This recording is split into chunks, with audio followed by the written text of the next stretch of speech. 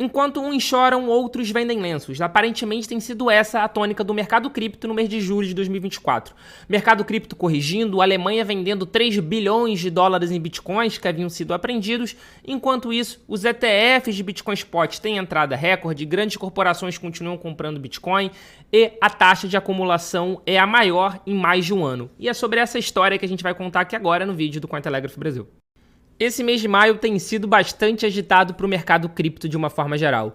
E isso não é algo que estava fora do nosso radar. Desde o final do mês de junho, o governo da Alemanha já vinha vendendo os seus bitcoins que estavam apreendidos. Eles apreenderam Bitcoin em diversas operações policiais, tinham uma quantidade enorme, mais de 50 mil bitcoins, e ali, da metade para o final de junho, eles começaram a vender esses bitcoins. Isso já tinha causado uma certa volatilidade no mercado.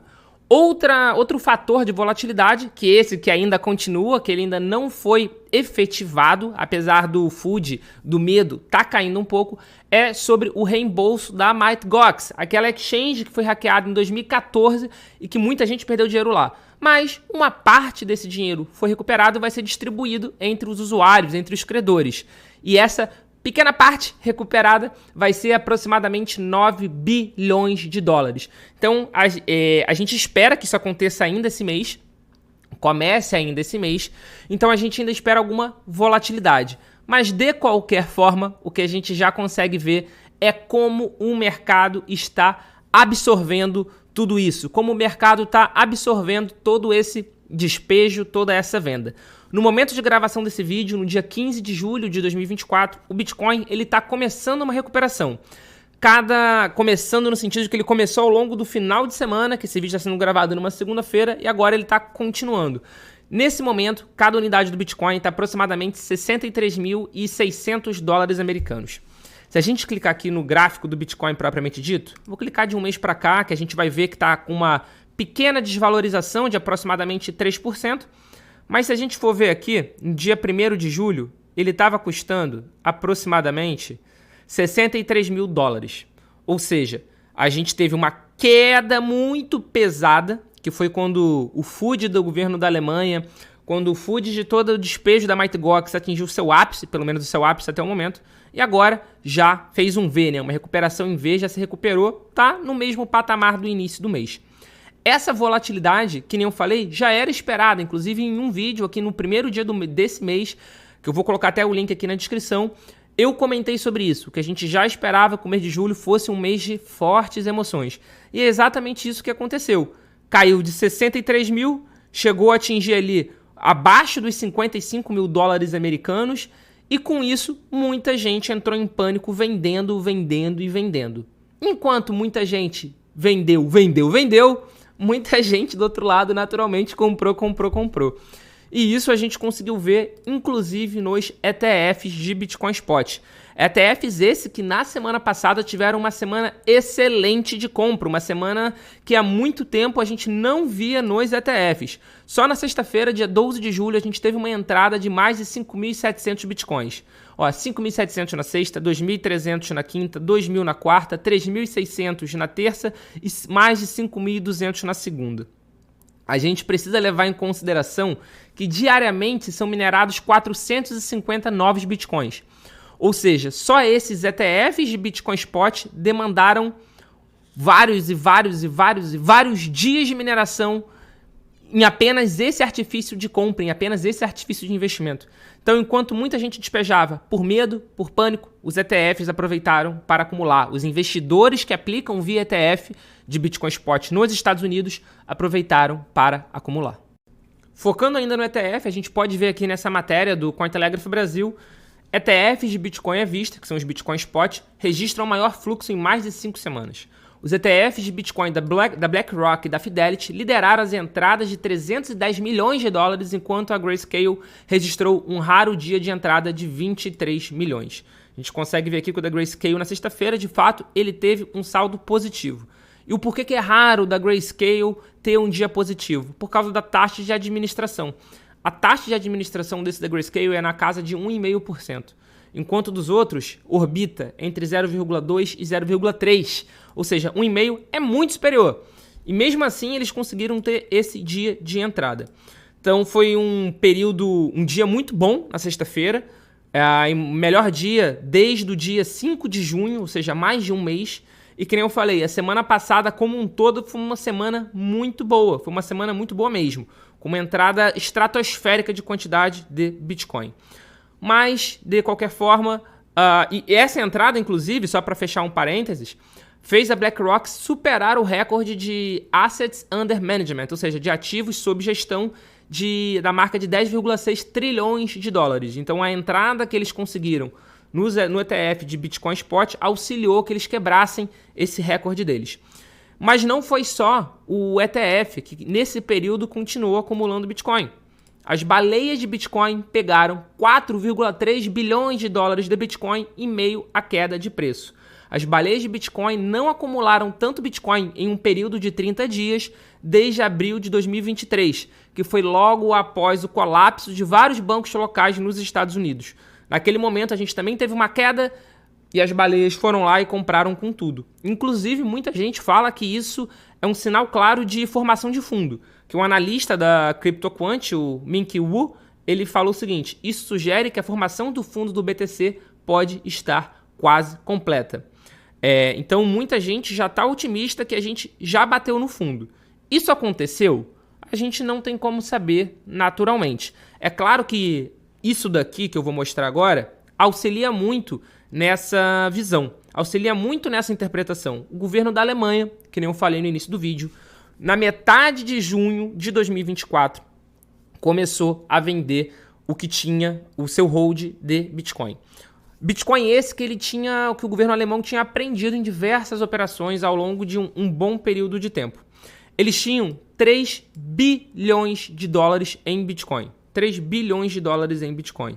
Atualmente, no dia 15 de julho de 2024, o que eles têm é 422 dólares. Eles tinham 3 bilhões e atualmente tem 422 dólares.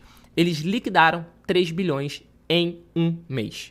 E mais do que o valor propriamente dito, isso causou um FUD muito grande no mercado. Muita gente falando do despejo do governo da Alemanha, que agora vai cair, agora vai despencar, etc, etc, etc.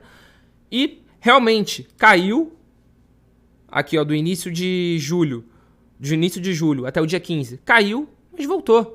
E foi aproximadamente um valor de 3 bilhões de dólares. Esse 422 dólares aqui, que é a carteira deles, que é uma carteira pública, que é monitorado pela Arca Intelligence, que é uma plataforma excelente de acompanhamento on-chain, mostra aqui que eles estão recebendo bitcoins de carteiras anônimas, alguns envios de exchange, envios pequenos. Você pode ver aqui, ó, 0.01 BTC, 81 dólares que foi enviado da Bybit, $1 de Bitcoin, 1.26, 10 dólares da CoinJoin, que é um mixer de criptomoeda, enfim. Eles passaram a receber algumas frações de pessoas distintas. Então eles liquidaram todas as suas reservas de Bitcoin em menos de um mês e foi isso que aconteceu com o Bitcoin. Teve um FUD, um medo muito grande por parte do mercado e a recuperação em V. E é justamente isso que, sinceramente, a gente espera que aconteça no caso da Mt. Gox. Mt. Gox, lembrando vocês, foi uma exchange que foi hackeada em 2014, que era a maior exchange do mundo na época. Se vocês acham que a Binance é grande hoje, é porque vocês não conheceram a Mt. Gox. A Mt. Gox tinha centralizado nela cerca de 70% de todas as transações de Bitcoin do mundo, algo inimaginável atualmente. E ela foi hackeada, perdeu dinheiro de muita gente e parte foi recuperada. E essa parte que foi recuperada durante anos, isso vem se arrastando o reembolso dos usuários. E o reembolso está previsto para começar agora em julho. E de fato a gente tem visto uma movimentação da carteira da Mt. Gox enviando saldo para exchanges que farão parte desse programa de reembolso. Os usuários que vão receber esse dinheiro tiveram que se cadastrar nessas exchanges.